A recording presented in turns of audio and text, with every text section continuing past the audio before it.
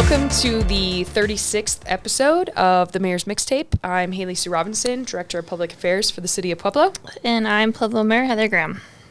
And you can find our podcast on Spotify, Apple, YouTube, Buzzsprout, wherever you get your podcasts. You can also watch us on Channel 17. And don't forget, if you have questions or a topic suggestion, you can email us, mayor@pueblo.us. First, before we start, Mayor, I think we should wish all of our veterans Happy Veterans Day. Yes, Happy Veterans Day. Happy Veterans Day to everyone. Last night at City Council, we had a proclamation for our Purple Heart recipients. And I thought it was really interesting. Sal Katz mentioned that we have 13,000 veterans here in Pueblo. And you think about that, a city, 113,000 people, so 13,000 veterans. 10th of our population. Yeah, it's pretty incredible. So just want to say thank you to all of our veterans who have served.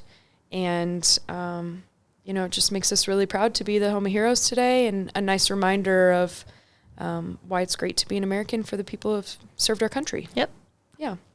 Also, we have over 100 veterans who work for the City of Pueblo. So we also have quite a few veterans who work for us, which is incredible. Okay. We took a little brief hiatus last week. Yep. But I thought maybe we could have a little bit of election follow-up. So I wanted to see if there was anything you wanted to talk about in particular after the election, Mayor. It's a good day in Pueblo because I'm still the mayor here for the 36th episode. So ballot measures that passed were to be the half-cent sales tax. Half-cent sales tax, keeping the half-cent sales tax for an additional 5 years, starting in 2027. Yep. And then 2F. 2F, which was allowing the city employees to run for office. So, and that allows city employees to run for office, which still excludes city council. Right. We can't run for city council. That would be a conflict of interest the entire time, and none of us would ever be able to vote on anything. But it allows folks to run for school board, for Senate, Congress, things like that. Yep. Yeah, so those both passed, and we're happy about that. Yeah, the 1% overwhelmingly failed. Sure did. The changing the city manager failed. And then the pay raise for municipal officials also failed. And then also binding arbitration. For our union failed as well. Yeah. Yeah. So 2 out of 6. We had a lot of ballot measures. Yeah, there was a lot of ballot measures. Yeah. Quite a few for the city. I know also we ran quite a few last November, and I think a lot of folks are just surprised by the changes that we're making or proposing for that matter. What people didn't understand is everything that we do is based off of the charter. Right. And the city council nor I can just change the charter. I mean, even if it's changing a word, that has to go in front of a vote of the people. So I know last year we had a lot of cleanup of language that's just outdated or incorrect now at this point. And so anytime that we have to change anything in the charter, it has to go to a vote of the people. Yeah. But also great to see that we're making these changes or proposing these changes. And I think it also helps people maybe get a little more involved and ask some questions. Yeah. And we have 3 new city council members. So big congratulations to Ted Hernandez, District 3. Yes. Selena Ruiz Gomez for at-large. Brett Boston retained his seat for at-large. It's technically officially an elected official now. And then Diane Dante for District 1. So look forward to the change-up and working with everybody. Everybody was there in the audience last night for the city council meeting. So I think that's super important. I've seen a lot of when they were just candidates before coming and Sure. listening to the budget discussions. And I think that that's really important when you're going to, run for office, that you're involved and that you know what's going on. So we're going to take some time over the next couple weeks and sit down with each of the new members and get them up to speed. Take them around and introduce them to different departments and directors, and just see how we can help them. Great. And then they will be officially sworn in January 12th. Mm-hmm. That's the first regular meeting in January. And then we also have a new civil service commissioner, Steven Rodriguez, and he will be sworn in at that same meeting as well. So we'll have four new members sworn in at that meeting, and then we'll welcome them to the city. Great. Yeah. Cool. Okay, so we'll talk about city council last night. They approved the service agreement with Crossover Health for the employee health clinic, which is proposed to go in the Dittmer building. And if folks aren't maybe familiar with the Dittmer building, that's the building that's right before you get into City Park. Mm-hmm. The old surgery center. Correct. And our HR director, Marissa Pacheco, stated that her staff report that this would save the city about $2.6 million over the next couple of years. What are the next steps for the health clinic? Yeah, so now we have entered into an agreement. Okay. It's very minimal renovations to the space, so they're only going to be occupying the first floor. Okay. The second and third floor will remain occupied by our parks department, which have all been currently in that building. Sure. So it's going to be a shared space. Okay. And it's some paint, it's some new doors. It's very minimal renovations because we haven't really done any work to that building. Pending, and it was a former clinic anyway. Yeah, pending the outcome of city council approving the contract. Okay. So, I think Mrs. Pacheco said that it would be first quarter, around March by the time we are actually up and running. So. Super cool, super successful project overall. The whole self-insurance plan for the City of Pueblo, it saved the city a ton of money, and hoping to continue to save money. And also give a perk for our employees and their families, being able to have a health clinic that you can go to, any time of the day, get in right away. Yeah. We have 1,800 people on our health insurance plan between employees and their families. And so if you really think about that, the majority of those employees go to the health clinic, that really frees up a lot of space in our community. And so we know we have such a need for physicians, primary care physicians, that this is going to be beneficial for everybody. Yeah, I think we have a lot of great benefits as employees of the city, and there's some things that our HR department has done regularly, like, flu shot clinic or B12 and acupuncture, or, our wellness fair that we do every year.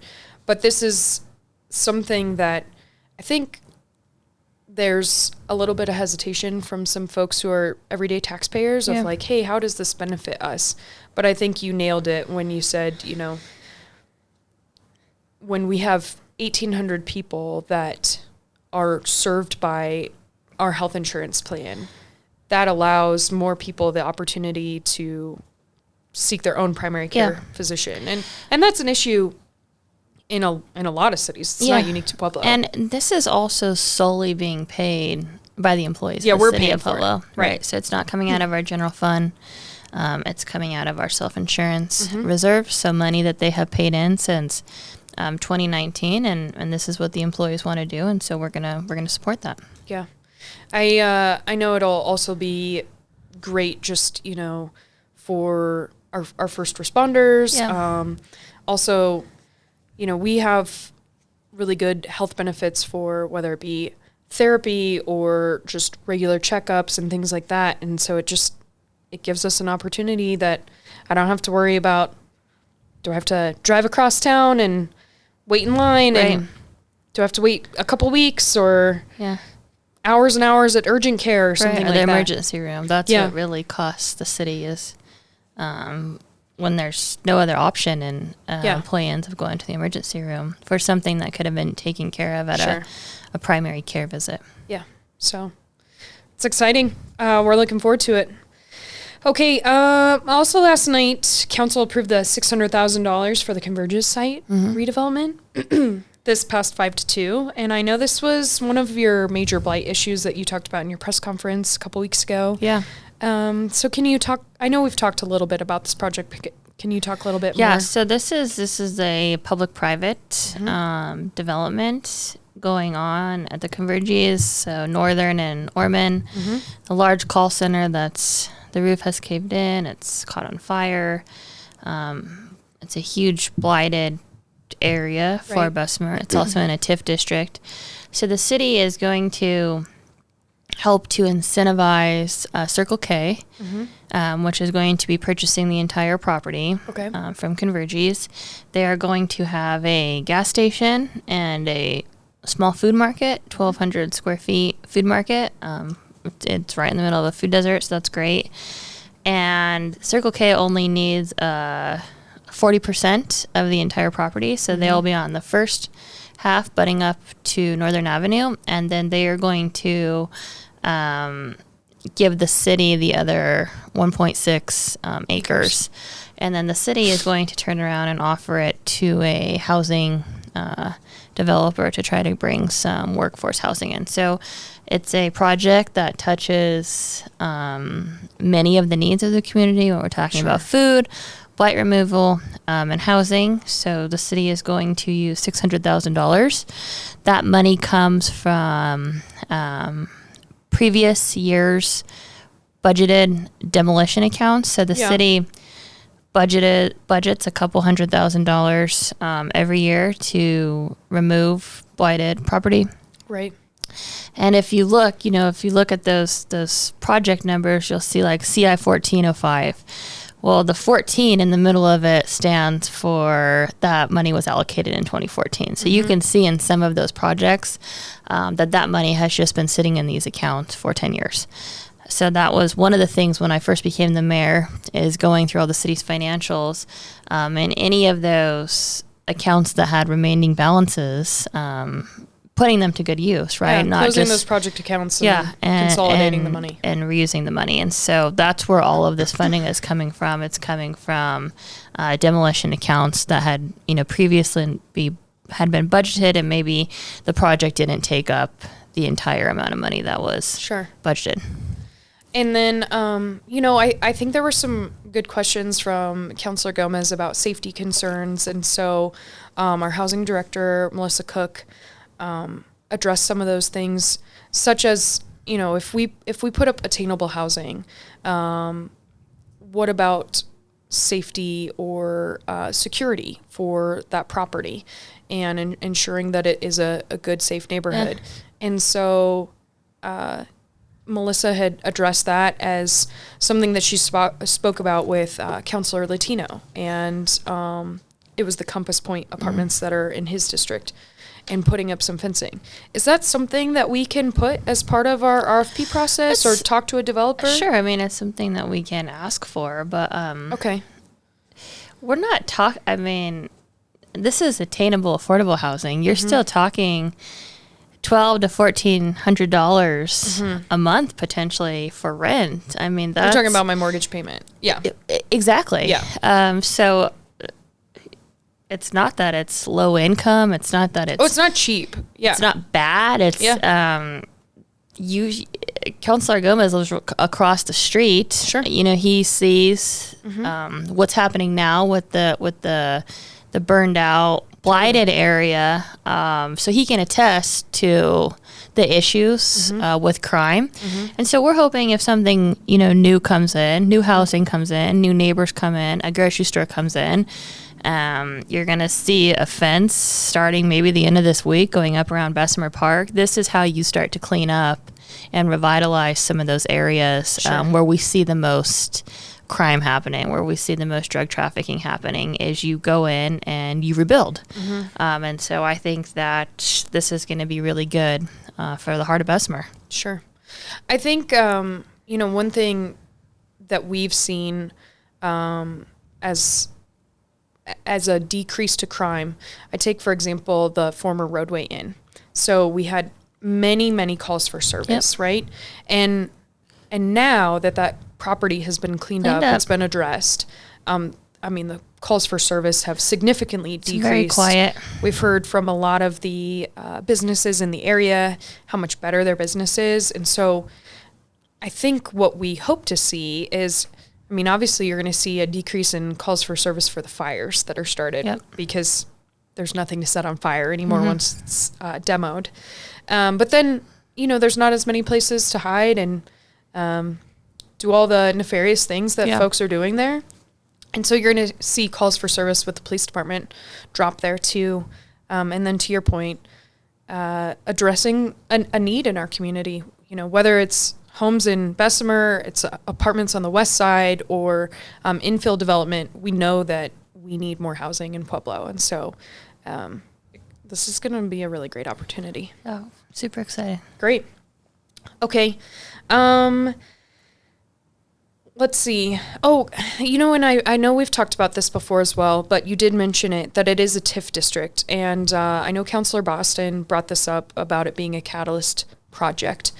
Can you talk a little bit about how or why this is defined as a catalyst project? Yeah, so this will be the only new project that's going to be going up within this TIF district. Okay. So because the property is burned and blighted and it's going to be demoed, instead of having a low property value on that site, having new development come in is going to raise the property taxes. Got it. Okay. Which will start generating above the base for any type of new public improvements for that area. Great. So once we see that Circle K go up, that property value will increase, and then that increase then stays in that district, and it can be tapped in to do public improvements. And that can benefit other businesses in the neighborhood. It's not like it just benefits only that square block or anybody in that district. Great. Okay, cool. Okay. Anything else about last night's city council meeting that you think we should cover? I think that's it. Last night was first reading of the budget. Yeah. We'll have second reading, final reading on November 24th. And we're looking forward to that. But other than that, not very many. We had all the, like four ordinances passed, and then we had the special districts. Yep. But what we're looking forward to is the budget on November 24th. Yep. I think if folks are interested in looking at the budget, they can still go to the city clerk's office. They can come to the finance office. You can see it at any of the library branches. You can also see it online. So if folks are confused or have questions or even just want to look at it and see what we're planning for in 2026, they're able to do that as well. But this is a fun time of year. I know we had a lot of fun with Halloween, but I know this is one of your favorite times of year. So yes, I have my trees up too already. And it was funny. We had some people come into the office yesterday and they said, it looks like holiday confusion because we still have a couple pumpkins up and some Halloween decor. But we're transitioning to, Christmas time. I know the county have our giving tree for. Yep. We do that every year. Central. Mm-hmm. And then the county's getting ready for their courthouse lighting. We'll have the Riverwalk lighting. We'll also have the Parade of Lights. Yep. There's a lot of really fun Pueblo-centered traditions. Mm-hmm. Yeah. Yeah, I really love it. So I'm looking forward to that. We also have something exciting here in the office this Friday. Boys and Girls Club is going to do an art installation. You have a partnership with Pueblo Arts Alliance, and Boys and Girls Club said, hey, Arts Alliance, can you help us? We'd like to put up some of our students' artwork. So we'll have that on Friday, and we're looking forward to seeing that. They just had a big installation over at Rawlings Library for the month of October. So now we'll get to have it here in the mayor's office. And then just all these holiday events coming up.